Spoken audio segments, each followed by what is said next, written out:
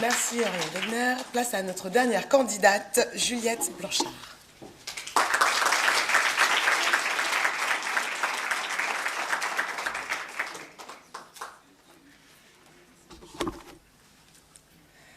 Cette nuit, j'ai fait un rêve, un beau rêve. J'ai rêvé que nous étions payés comme les hommes. J'ai rêvé qu'il n'y avait plus d'agression de femmes dans le métro, plus d'agression tout court d'ailleurs. J'ai même rêvé qu'une femme recevait le premier ballon d'or de football de l'histoire et que Martin Solveig lui a remis en lui demandant de twerker. Enfin bon, malgré cette fin de rêve un peu cataclysmique, ce beau rêve termine mal puisque je me suis réveillée. Et quand j'ai parlé de ce rêve à mes amis, ils m'ont dit « Mais enfin, Juliette, ne t'en fais pas. Si une femme venait à se faire agresser dans le métro, des gens viendraient s'interposer, les lois viendraient lui rendre justice, les droits de l'homme viendraient lui rendre justice. » Les droits de l'homme. Parlons-en. Comment peut-on dire que les femmes sont nées libres et égales en droit lorsqu'elles touchent 27% de moins que les hommes ?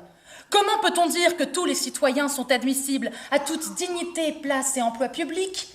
Quand les femmes se voient refuser un poste en raison de leur sexe, quand des femmes se voient refuser une promotion parce qu'elles peuvent avoir des enfants. Comment peut-on dire que la garantie des droits de l'homme et du citoyen est assurée par la force publique quand cette force publique n'intervient pas, quand une femme va porter plainte au commissariat ?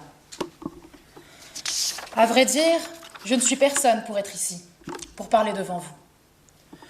Je ne suis pas plus différente que toutes ces femmes ici assises dans la pièce. Donc, si je devais porter une voix, je ne voudrais pas que cela soit la mienne.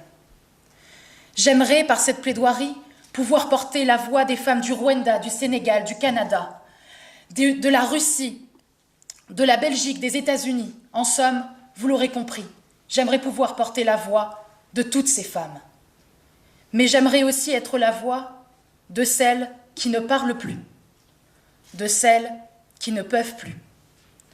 Des 100 femmes par an tuées par leur mari, des 100 femmes par an qui n'ont plus d'espoir et qui ont noyé de tristesse leurs familles, leurs amis, en disparaissant pour toujours et en emmenant avec elles leur histoire. Mais non, non. Cette histoire, elle ne sera pas tue. Non, pas encore.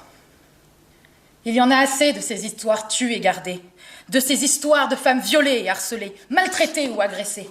Non, cette histoire ne sera pas tue. Car nous sommes là, vous êtes là, et ils sont là. Ils, les hommes qui nous aident, qui nous accompagnent. Ils, les hommes qui plaident aujourd'hui. Ils, les hommes qui sont présents aussi dans la salle. Mais elles sont là aussi, les femmes qui souffrent, les femmes qui endurent en silence, qui souffrent sans le dire, qui respirent sans soupir. Ce combat n'est pas seulement un combat de femmes, c'est un combat et une lutte de générations. Combien d'enfants auront encore à subir ces violences sous leurs yeux ? Combien de femmes auront encore besoin de tuer leur mari pour ne plus qu'il s'approche d'elle ou de ses enfants ? Combien de Jacqueline Sauvage aurons-nous encore besoin d'avoir ? Assez de devoir toujours nous justifier, de devoir expliquer comment ma mère a eu sa vie brisée du fait d'un Jonathan. Assez de toujours auprès de son mari demander son aval. Mais bon, après tout, c'est comme ça chez les Daval.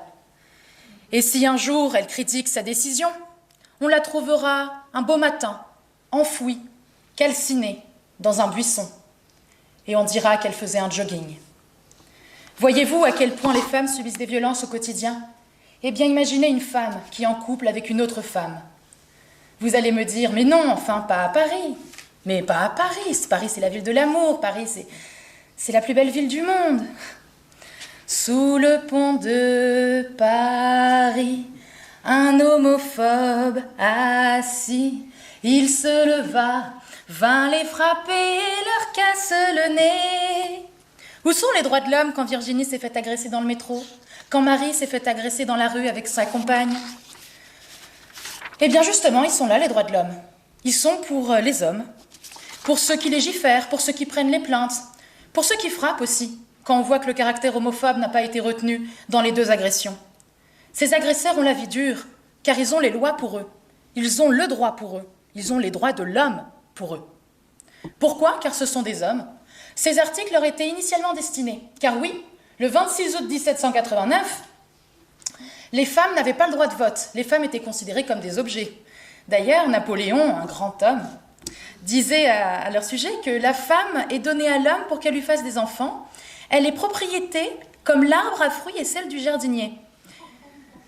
Mais oui, à part ça, Napoléon était un grand homme. On va d'ailleurs nommer des rues à son effigie. Ah là, la belle rue Bonaparte.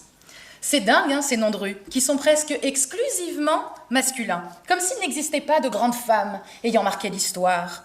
Car après tout, il y en a plein aussi des héroïnes. Même aujourd'hui, des Muriel Robin, des Simone de Beauvoir, des Simone Veil. Madame la procureure, vous ne semblez pas convaincue ? Je vous ai rapporté un petit livre avec tous les noms de femmes qui sont rentrées dans l'histoire. Parce que si vraiment nous étions en faveur d'une égalité totale, pourquoi ne modifierions-nous pas le terme les droits de l'homme pour les droits humains ? Et ne me répondez pas, s'il vous plaît, qu'il y a urgence à agir, mais que cela prendra du temps. Parce que le temps n'attend pas. Femmes de tout pays, unissez-vous pour la modification de ce nom bien trop genré qui cache bien trop d'insénité. Debout, fameux esclaves, et brisons nos entraves. Debout, debout, debout, debout, debout.